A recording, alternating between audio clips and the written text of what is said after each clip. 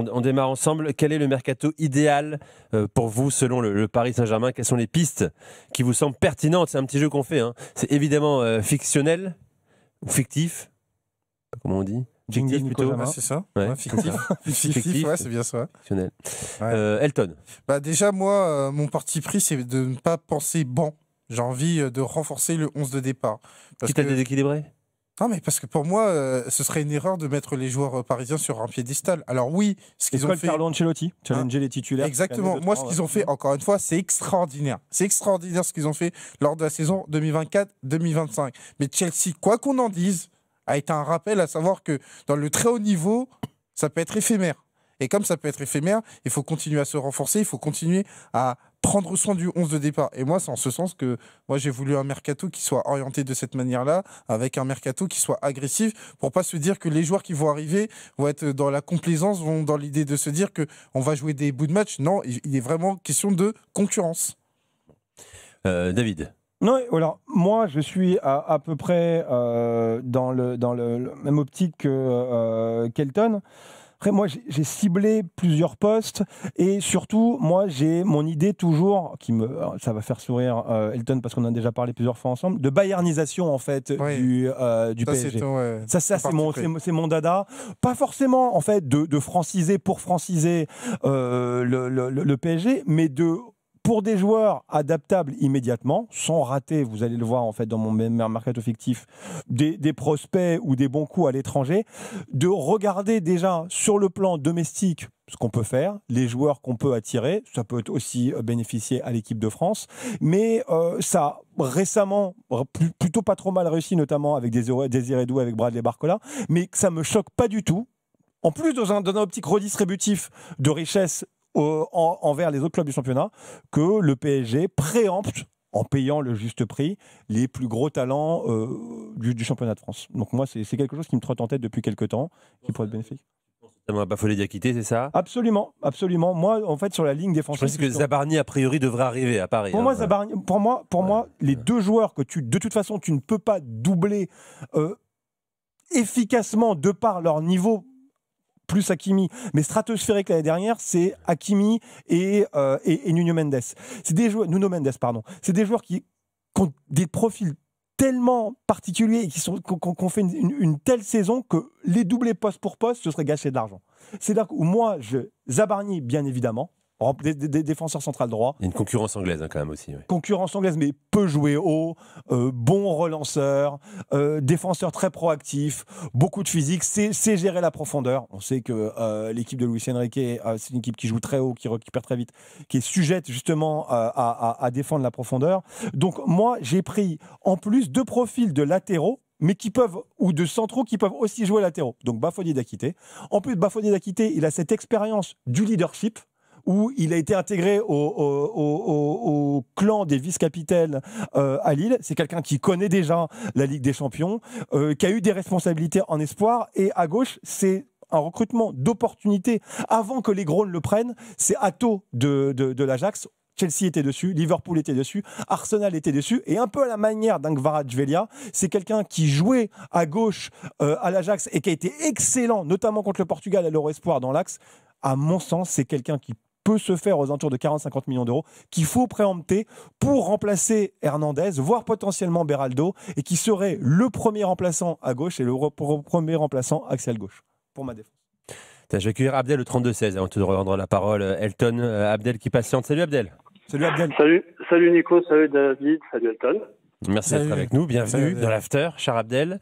Alors, est-ce que toi tu as des idées pertinentes? Alors en préambule, j'ai pas d'idées, j'ai pas des noms, mais moi... tu as des profils peut-être? Peut-être, alors je suis d'accord avec Elton sur le fait qu'il ne faut pas que les titulaires s'endorment, et j'en parlerai après, mais moi d'abord je vais insister sur le banc, vraiment. Et les latéraux, je suis d'accord avec David sur Hakimi, ça va être compliqué de lui trouver quelqu'un qui pourra interpréter le rôle comme il le fait. En revanche, Nuno Mendes, je pense que c'est un peu plus comment dire, je pense qu'il y a moyen de trouver.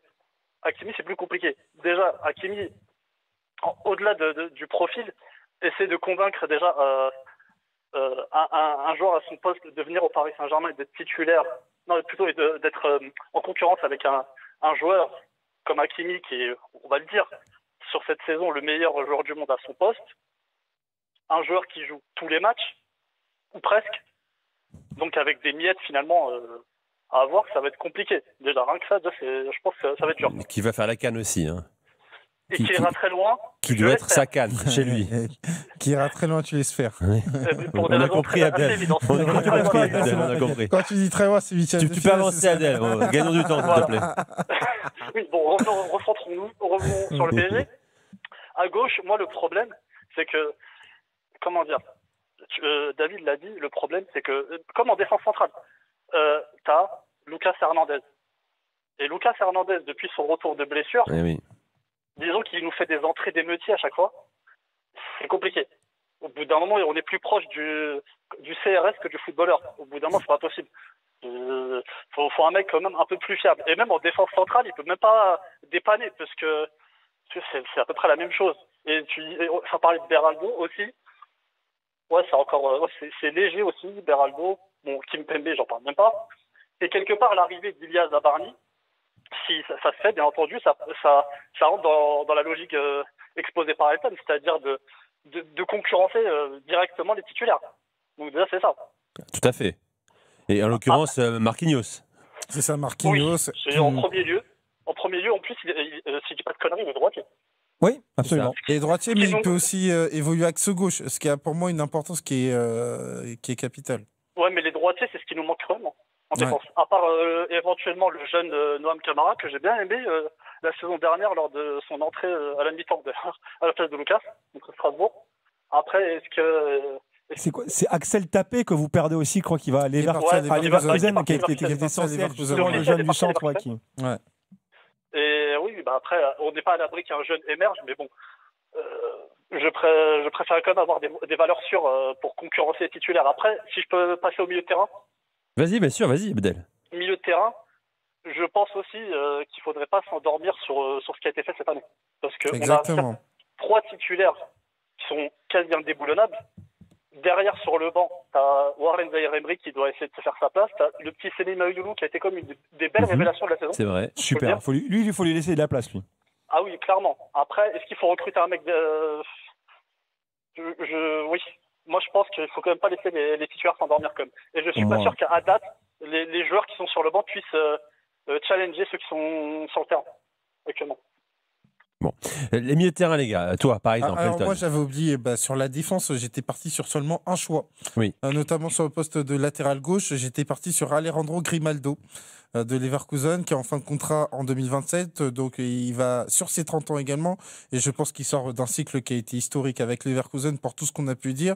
Et que le fait qu'il soit international, le fait qu'il soit aussi polyvalent, ça peut compter dans la réflexion pour le PSG. Et donc pour moi, il y a aussi un apport qui n'est pas négligeable, c'est sa qualité sur la coupe de pied. Mais après, il accepterait, en fait, il explose vraiment à Leverkusen. Je pense qu'il accepterait de prendre le risque de se mettre derrière Nuno Mendes. C'est compliqué quand même à lui vendre comme projet. Moi, je pense qu'à partir du moment où il y a redéfinition du projet du côté de Leverkusen, je ne pense pas qu'il va se satisfaire seulement du fait d'être titulaire à Leverkusen. D'autant plus qu'attention, il y a aussi un impératif, il y a une visibilité par rapport au Mondial 2026. On sait qu'il y a beaucoup de concurrence à son poste. Justement, il irait à Paris, derrière Nuno Mendes, en prenant le risque de partager le temps de jeu avec Nuno Mendes. Et moi, je pense qu'au-delà de ça, je pense que ça peut être un passage important sur sa carrière parce que, encore une fois, il a 29 ans et que pour moi, c'est un joueur qui... Moi, j'ai toujours dit, c'est la concurrence qui, pour moi, va parler... Alors oui, Nuno Mendes, aujourd'hui, il parle... Nuno Mendes, pardon. Il est très, très loin pour lui, mais je pense que dans une formule, parce qu'on en a aussi parlé du côté du Barça à un moment donné, ça peut être intéressant. Ouais, mais moi je pense que dans l'évolution de sa carrière, là, il pourrait aller en fait dans un club où il partirait en tout cas en tant qu'option numéro 1. Après, moi, j'ai dit par rapport au PSG. Voilà, c'est ça. Toi, milieu de terrain, Carlos Baleba, pour moi, c'est Baleba, Brighton. Mon coup de cœur. Carlos Baleba, c'est un joueur qui, je conseille à nos auditeurs d'aller voir des compilations de sorties de balles sous pression de Carlos Baleba. en termes de dribble, de sortie de balle, de résistance à la pression, en termes de volume de terrain parcouru, en termes d'interception, c'est un joueur qui est vraiment dans le premier décile en première ligue. Et Bayernisation, donc aller prendre un joueur qui connaît, qui est passé par le LOS, donc qui connaît quelque part le championnat de France, qui a fait 60 matchs avec 2 entraîneurs super exigeants à ce poste, Hurtzeler et Roberto De Zerbi en première ligue, francophone, qui lui pourrait challenger au moins 2 postes sur 3 au milieu. Moi, ça me paraît une cible toute trouvée. Moi, je suis allé en Italie sur le milieu de terrain. Ederson, je suis sûr. Mais oui, Exactement. Ederson. Je suis allé- Atalanta. Voilà, je suis allé sur Ederson qui a montré la saison dernière avec l'Atalanta victoire en Europa League, mais aussi cette saison en Ligue des Champions où il a été très intéressant, notamment contre le Barça. On sait que l'Atalanta, même si c'est un club qui peut être très difficile sur le marché des transferts, c'est un joueur qui est complet pour moi. C'est un joueur numéro 8 qui est très vertical et qui est dans ce que veut Luis Enrique, à savoir un joueur intense sans ballon.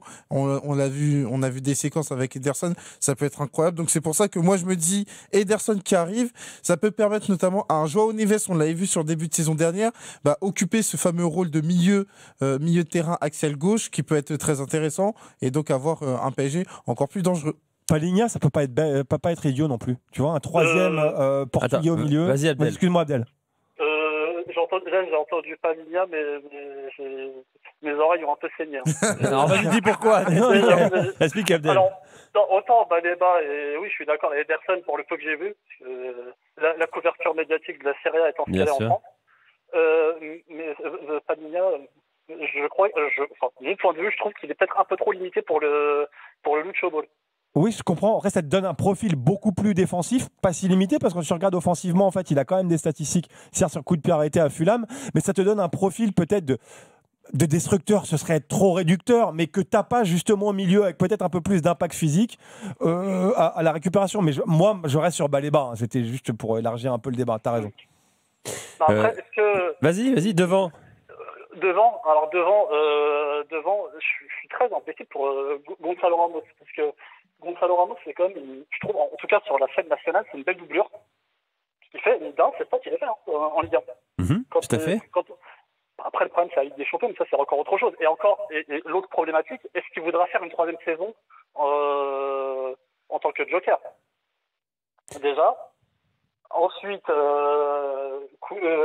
quid d'un remplaçant? Quel genre de profil est-ce que... Mais c'est ça la question, tu as raison, Abdel. Est-ce que c'est un remplaçant profil Dembélé très mouvant sur toute la largeur du terrain, ou est-ce que tu vas chercher un numéro 9 a priori plus efficace, efficient que Gonzalo Ramos? Et quid de la piste Marnès à Cliouche? On n'entend plus parler depuis des mois. Bah écoute, oui, bien sûr. On n'entend plus parler. On se pose même la question de savoir s'il ne va pas rester à Monaco, Marnès à Cliouche désormais. Moi, c'est ce que je lui conseille pour faire une saison complète. Moi, c'était ma piste offensive. Hein. S'il devait y avoir un ajout offensif, c'était ma piste offensive. On l'avait déjà eu le débat, je suis Elton. Moi, j'ai dit, s'il devait partir, je pense qu'à un prix raisonnable, un prix désiré d'Ouest, c'est-à-dire une 50aine de millions. Ah oui, non mais là... Oui, mais c'est qui est son juste prix. Ça ne m'étonnerait pas du tout que Paris fonce dessus. Encore une fois, polyvalent et capable d'être assez flexible, gaucher. Il y a peu de purs gauchers il y a des ambidex, mais très peu de purs gauchers dans le secteur offensif au PSG. Peut potentiellement jouer un peu comme Désiré Doué dans les 3 du milieu. Moi, je comprendrais que Paris bouge dessus.